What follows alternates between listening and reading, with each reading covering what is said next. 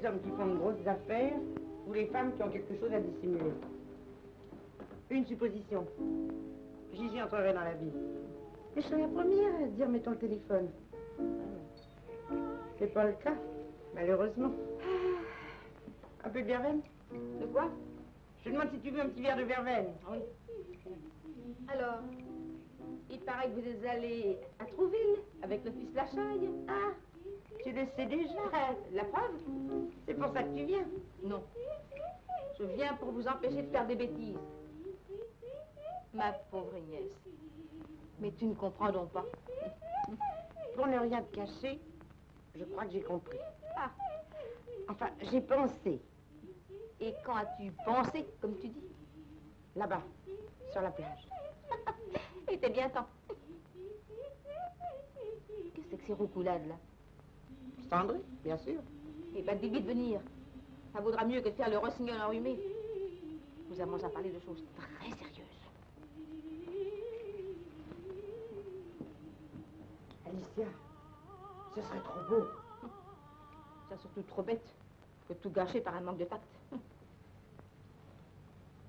Heureusement que je suis là.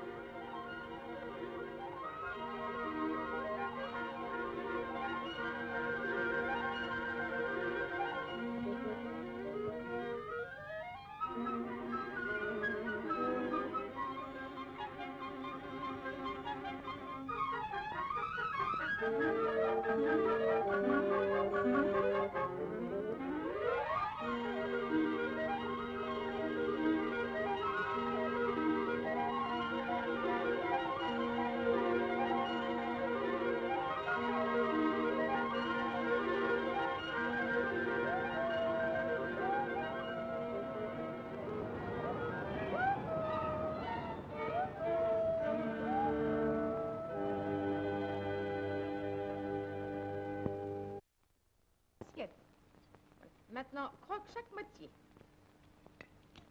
Les os ne comptent pas. Et puis alors, réponds à mes questions, sans t'arrêter de manger, et pourtant sans parler la bouche pleine. Arrange-toi, je le fais, tu peux le faire. Quel âge as-tu? Comme l'autre jour, tante, 15 ans, 6 mois. Tu sais, tante, tu as lu sur les échos? Tonton Gaston est parti pour Monte-Carlo. Une sorte de mystère sentimental que nous respecterons sans lui environner ce départ. Oui. Ah, j'ai vu. Ça t'intéresse? Oui, tante, ça m'ennuie. Pourquoi? Si tonton Gaston se remet avec une autre dame, il ne pourra plus venir jouer au piquet puis boire de la camomille, alors au moins pour quelque temps, là, ce serait dommage. C'est un point de vue, évidemment. Reprends l'ortolan. Tu as des amis? Mais non, tante, tu sais bien, je suis toujours toute seule. Grand-mère me défend d'accepter toutes les invitations. Et elle a bien raison. Tu ne te fais inviter que par des gens ordinaires. C'est inutile. Mais on n'est pas déjà ordinaires, nous? Non.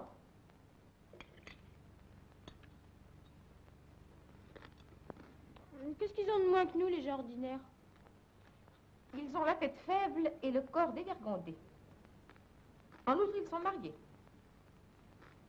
Je crois pas que tu comprennes. Aussi, tante, je comprends. Je comprends que nous ne nous marions pas. Grand-mère, elle n'est pas mariée. Et toi, t'es pas mariée. Maman non plus, elle n'est pas mariée.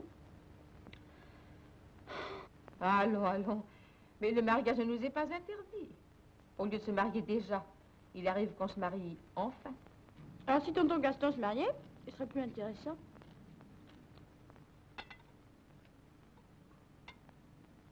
Ça dépend. Ce serait intéressant s'il épousait sa maîtresse. Quand le prince Eliaguine a épousé Valentine d'Aigueville, tout le monde a compris qu'il ne voulait pas d'autre vie que celle qu'il faisait depuis 15 ans. C'est-à-dire des scènes, des assiettes jetées contre les murs, des réconciliations dans les restaurants. Oh, on a compris que c'était une femme qui savait se faire apprécier. Oui, enfin, tout ça, c'est bien compliqué pour toi, pauvre Gigi. Tiens, à nos santé. Et tout à l'heure, tu auras une kédille avec ton café. Merci, tante. Ah, seulement, tu sais, Je ne veux pas voir le bout de ta cigarette mouillée. Tu dois fumer sans crachoter les petits brins de tabac en faisant... Bon. Maintenant, allons prendre le café.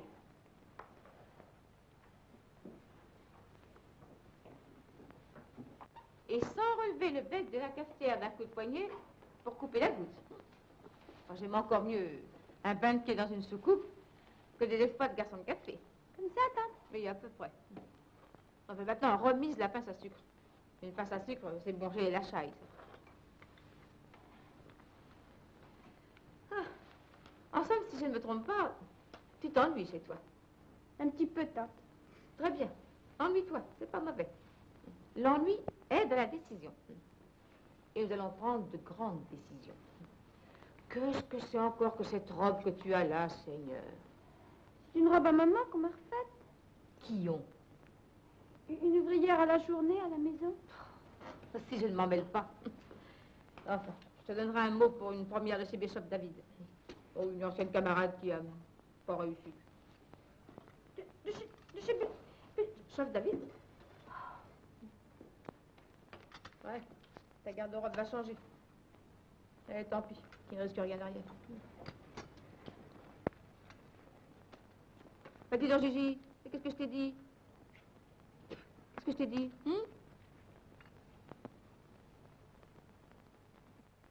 Grand-mère, pourquoi tu ne ferais pas un cran d'ondulation sur le côté comme ça pour changer? Un cran Oh, pas question. Des papillotes à l'extrémité des cheveux, c'est le maximum d'excentricité pour une jeune fille de ton âge. Allez, mets-toi sur le banc de pied.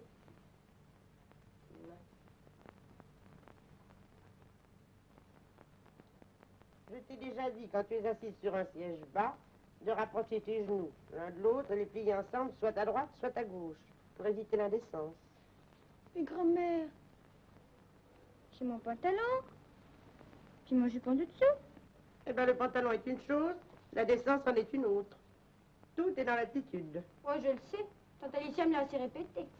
Oh, mais j'ai pas besoin de ma sœur pour t'inculquer des principes de convenance élémentaires. Là-dessus, Dieu merci, j'en sais un peu plus qu'elle. Mais pourquoi vous me laissez pas mettre ma robe neuve? Elle est plus longue. Avec elle, moi, j'ai pas besoin de penser à moi ce que je pense. Silence effronté. Tu n'as pas honte d'appeler ça ton... ce que je pense? Mais je demande pas mieux de lui donner un autre nom, moi. Il n'y en a pas d'autre. Le coup de sonnette de Gaston. Oh, il est donc rentré? Depuis hier, petite sotte. Allez, va vite mettre ta robe neuve. Et puis coiffe-toi, enlève tes papillotes. Allez, file.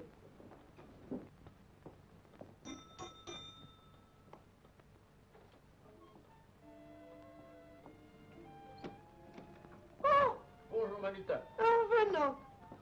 Moi qui vous croyais sur la côte d'Azur. Vous avez fait un bon voyage? Excellent. Et ce séjour? Bon, la mer bleue, les palmiers verts, le soleil jaune, une vraie carte postale artistique. C'est classique. C'est assommant. Il faut avoir les moyens que vous avez, Gaston, pour s'ennuyer sur la côte d'Azur. Asseyez-vous donc. Oh non, prenez votre fauteuil, vous serez mieux. Merci. La petite n'est pas là? Si, elle vient. Je vais apporter les caramels. Oh, elle vous remerciera elle-même. Vous la gâtez trop, Gaston. Non. Regardez, Toto. Sacré de 25 qu'elle a ma jupe. C'est ma nouvelle robe de chez Bishop David. J'ai l'air d'une dame, hein? T'as l'air d'un singe savant, oui. Voilà de quoi tu as l'air. Un singe savant.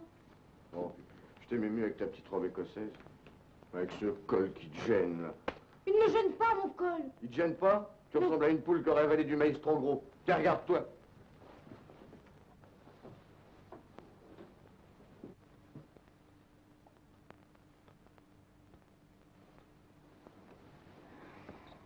J'ai beaucoup entendu parler de vous, tonton. Mais je n'ai jamais entendu dire qu'en fait toilette, vous ayez du goût. Hein? Elle est folle. C'est un transport au cerveau. Gaston, je vous en supplie. J'exige qu'elle vous fasse des excuses. Jolie éducation. Je vous en fais mon compliment, Mamita. Adieu, mademoiselle.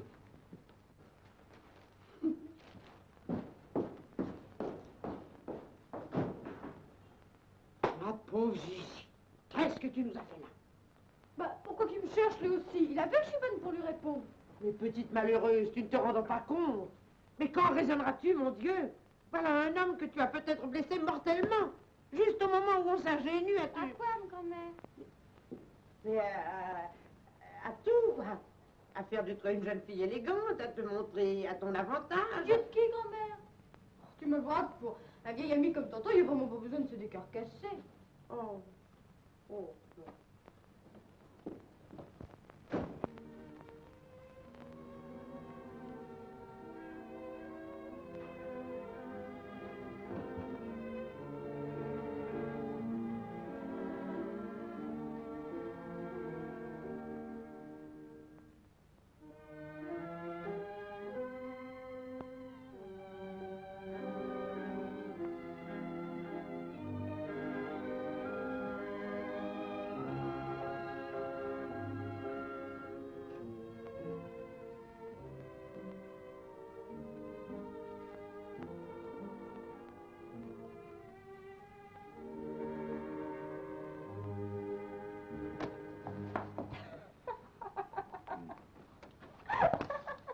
J'avais oublié de te laisser mes caramels.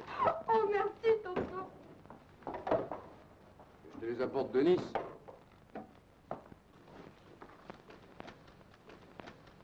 Au fond, elle est pas si mal que ça, ta nouvelle robe. Je l'ai mal vue. Et la preuve, c'est que je t'emmène les traîner en allant goûter au réservoir à Versailles. Tu veux? Oh, grand-mère! Vite, on ira commander nous deux tonton. Il m'a même goûté un réservoir. Comment, Gaston? Vous êtes revenu? J'étais pas tout à fait parti. Grand-mère, je goûte le réservoir avec tonton. Non, Gaston. Hein? Comment ça, non? Gigi, va une seconde dans ta chambre. J'ai à parler en particulier à monsieur Lachapelle. Oh, bah non, alors, Gigi, peux-tu... Gigi? Mais enfin, Mamita, qu'est-ce que ça signifie? Bah, tout me semble changer ici, moi. Asseyez-vous, Gaston. Vous me ferez plaisir.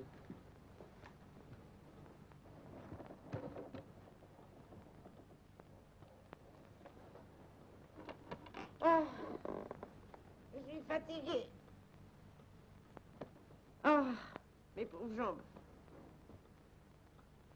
Je serais que de vous, Gaston, je ne mangerai pas les caramels aussi. Le caramel pas assez fondu a tendance à faire un dépôt sur l'estomac. Il y a vraiment des moments, Mamita, où je me demande si vous vous foutez pas de moi. Oh, Gaston, vous connaissez mon amitié pour vous.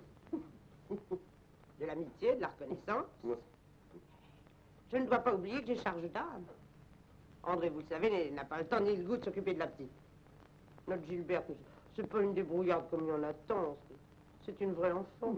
De 16 ans. Ah oui, de 16 ans bientôt. Depuis des années, vous lui donnez des bonbons, des babioles. Elle ne jure que par tonton. Voilà maintenant que vous voulez l'emmener goûter dans votre automobile au réservoir. En mon âme et conscience, Gaston. Ça ne serait que pour vous et pour moi. Je vous dirais, emmenez Gilberte où vous voudrez. Je vous la confie les yeux fermés. Mais il y a les autres. Gaston, vous êtes connu mondialement. Sortir en tête à tête avec vous pour une femme, c'est... Bon, bah, j'ai compris. Et vous voulez me faire croire que goûter avec moi et voilà Gigi compromise? Un pareil bout de femme? Une oseille verte? Une gosse que personne ne connaît et que personne ne remarque? Mettons plutôt qu'à voilà consacrée. Et quand vous paraissez quelque part, Gaston, on signale votre présence. Une jeune fille qui sort seule avec vous n'est déjà plus une jeune fille ordinaire, ni même une jeune fille tout court. Notre Gilberte, elle, ne doit pas cesser d'être une jeune fille ordinaire. Du moins, de cette façon-là. Bon, vous exagérez, Mamita. Oh, bah, pour vous, ce ne serait qu'un racontard de plus. Mais celui-là, moi, j'avoue que j'aurais pas le cœur d'en rire en le lisant dans le Gil Blas. Eh bien, c'est parfait. Je ne veux pas vous contrarier et je ne discuterai pas. Gardez-la, votre gamine. Je me demande, d'ailleurs, entre parenthèses, pour qui vous la gardez? Pour un employé à 2004, qui l'épousera. Et qui lui fera 4 enfants en 3 ans. Oh, je comprends mieux le rôle d'une mère, Gaston. Je tâcherai de ne remettre Gigi